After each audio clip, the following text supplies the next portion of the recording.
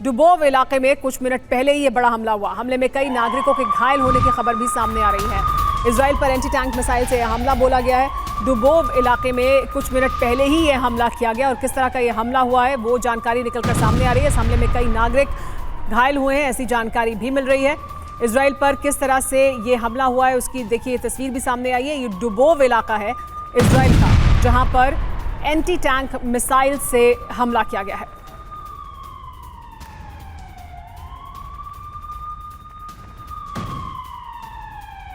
इस बीच Lebanon border पर भीषण जंग जारी है। इजरायली डिफेंस फोर्स का विध्वंसक बदला। आरामशे इलाके पर बॉम्ब गिराए गए हैं। हिजबुल्लाह के ठिकाने तबाह कर दिए गए हैं।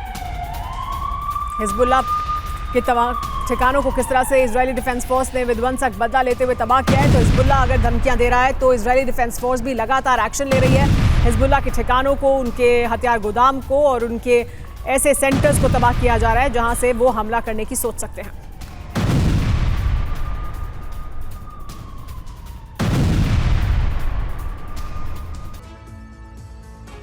तो हिजबुल्लाह की धमकियों के सामने इजराइल डिफेंस फोर्स ने क्या कहा है, ये वो जवाब भी आपको बताते हैं। पूरा जवाब क्या है वो सुनिए, जिससे लेबनान बॉर्डर पर भीषण जंग की आशंका अब बढ़ गई है।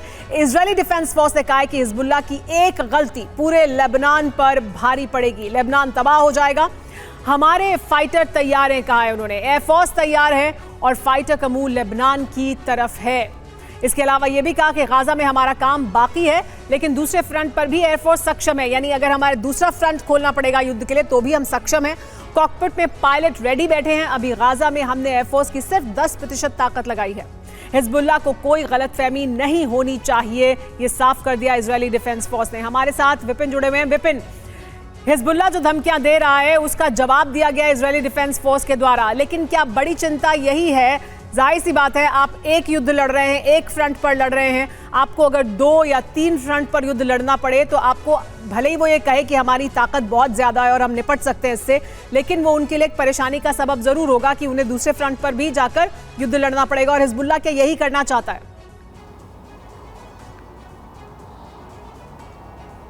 बिल्कुल आपने सही कहा और 100% मैं आपसे सहमत भी हूं सुमेरा। और देखिए हिजबुल्लाह ज्यादा से ज्यादा क्या कर सकता है, क्योंकि मैं लेबनान बॉर्डर पर मौजूद हूं, किरियत शिमोना शहर में, और उसके मार्केट में मौजूद हूं। इसी तरह के हमले जैसा इस मार्केट में लगभग 15 दिन पहले किया गया था, और इस पूरी दुकान पर इस तरह के हमले करके आम लोगों को थोड़ी परेशानी पहुंचा सकता है, डिफेंस फोर्सेस को डिस्ट्रैक्ट कर सकता है और जो निजी संपत्तियां हैं उनका दोहन कर सकता है। ये उसी हमले की तस्वीर है। किरियत शिमोना शहर और उसका मार्केट है। अब सवाल पर आते हैं कि अगर 2 वॉर फ्रंट 3 वॉर फ्रंट होता है तो क्या होगा। देखिए सवाल है, जो अगर इतिहास में जब आप झांकेंगे सुमेरा तो आप ये पाएंगे इससे पहले तमाम लगभग 3 बार 4 बार ऐसे युद्ध हुए हैं जब अरब के तमाम मुल्क मिलकर एक साथ एक बार में इजराइल पर हमला बोला है और हर बार इजराइल ने फतह हासिल की है। तो इतिहास बताता है कि इजराइल पूरी तरह से सक्षम है।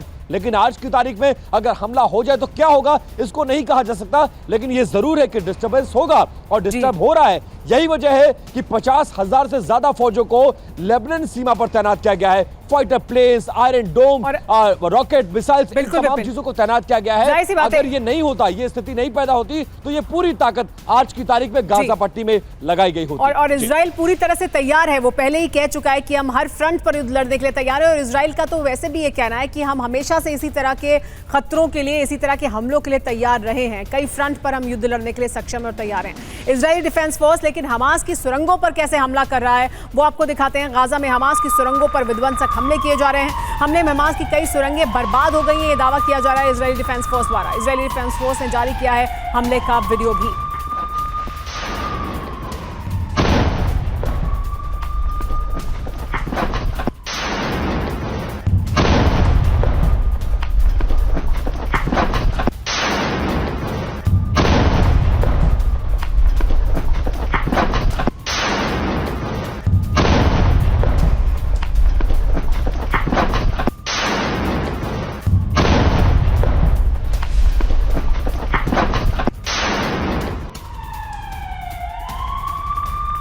एक और बड़ी खबर आपको बता दें, गाजा के बीट हैनॉन में आईडीएफ ने ऑपरेशन चलाया है। ब्रिगेड 551 के कमांडो का स्पेशल ऑपरेशन जारी है। हमास के सैन्य ढांचे को बनाया गया है निशाना।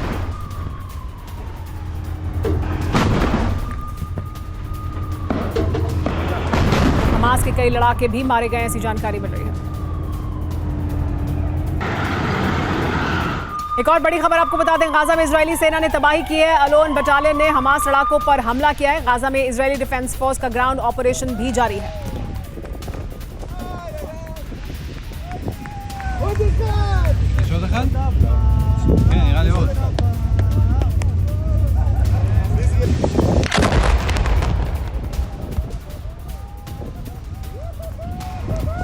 अल शिफा अस्पताल के पास मिसाइल से हमला किया गया है। इजरायली सेना की ओर से मिसाइल अटैक किया गया।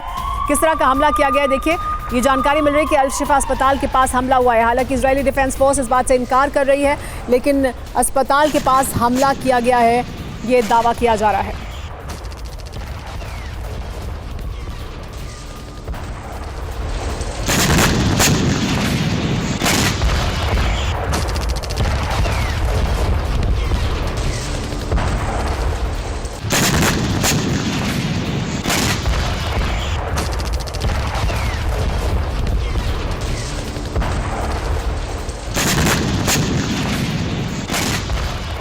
तो देखिए, गाजा के अस्पतालों पर बमबारी हो रही है। गाजा में ऐसे 4 बड़े अस्पताल हैं जो इजरायली सेना के इस वक्त भी रडार पर हैं। कौन कौन से हॉस्पिटल्स हैं ये? इनमें पहला है रंतसी हॉस्पिटल, जिसे आईडीएफ के बख्तरबंद गाड़ियों ने घेर रखा है। दूसरा है अल नस्र हॉस्पिटल, जहां इजरायली सेना के हमले से बचने के लिए लोग सफेद कपड़े लहराते दिखे, ये बताने की कोशिश करते दिखे कि हम पर हमला मत करो। तीसरा है अल शिफा हॉस्पिटल, जिसकी तस्वीरें भी अभी हमने आपको दिखाई, जहां अस्पताल के बाहर भारी गोलीबारी की खबर सामने आ रही है। चारों तरफ से इस हॉस्पिटल को आईडीएफ के जवानों ने घेर रखा है। और चौथा है अल कुद्स हॉस्पिटल, जिसे आईडीएफ के टैंकों ने घेर लिया है। हॉस्पिटल्स के चारों तरफ टैंक्स पहुंच चुके हैं, तो बड़े हमले की तैयारी की जा रही है। कोहराम बरपा है इस वक्त इन तमाम अस्पतालों में। गाजा में अस्पताल पर हमले का इस बीच एक वीडियो सामने आया है। इंडोनेशियन अस्पताल पर आईडीएफ का हमला हुआ है। हमले के बाद यहां भी अफरा तफरी मच गई। ये देखिए, तस्वीरें आपको दिखा रहे हैं। इंडोनेशियन अस्पताल पर आईडीएफ का जोरदार हमला हुआ और हमले के वक्त की ये तस्वीरें आप देखेंगे तो नजर आएगा कैसा कोहराम बरपा हुआ है अस्पताल में।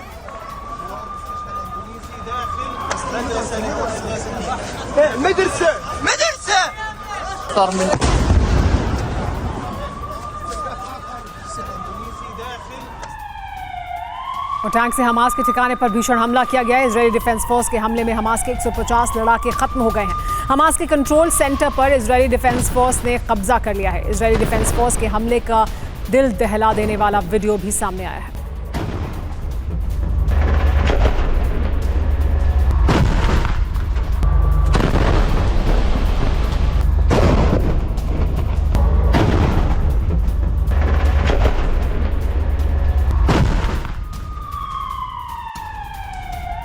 एक और बड़ी खबर, अल कस्साम ब्रिगेड का इजरायली डिफेंस फोर्स पर हमला। बेत हेनोन में एक घर पर किया गया हमला। घर पर आईडीएफ ने कब्जा भी किया था।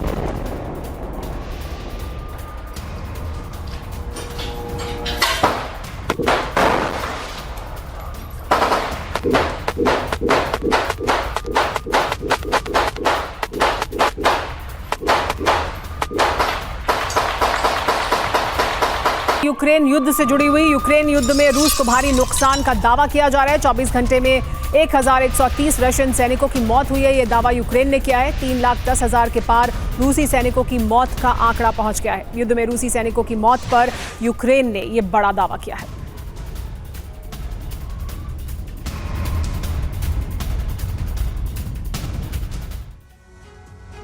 रूस को भारी नुकसान हुआ है, यूक्रेन ये दावा कर रहा है। और क्या नुकसान हुआ है आइए आपको बता दें। 24 घंटे में 1130 रूसी सैनिकों की मौत हो गई है, ये दावा यूक्रेन द्वारा किया जा रहा है। 3 दिन में दूसरी बार 1000 से ज्यादा सैनिक खोए हैं रूस ने। 20 महीने में 3,10,650 रूसी सैनिकों की मौत हो चुकी है, ये बड़ा आंकड़ा है। अक्टूबर से अवदिव्का में हमलों के बाद रूस को भारी नुकसान हुआ है, हालांकि ये दावा यूक्रेन द्वारा किया जा रहा है। 19 अक्टूबर को रूस ने खोए थे 1,380 सैनिक भी। देखिए 19 अक्टूबर को ही रूस ने गंवाए थे 1380 सैनिक। रूसी सैनिकों की मौत पर यूक्रेनी जनरल स्टाफ ने यह बड़ा दावा किया है, बड़े आंकड़े सामने रखे हैं कि इतनी बड़ी संख्या में रूस अपने सैनिकों को गंवा चुका है, जो लगभग 3,10,000 से कुछ ज्यादा है। एक और बड़ी खबर लेकिन आपको बता दें, बुरकान मिसाइल से इजरायली डिफेंस फोर्स पर हमला किया गया है। इस वक्त की बड़ी खबर, हिजबुल्लाह के हवाले से हमले की खबर सामने आई है।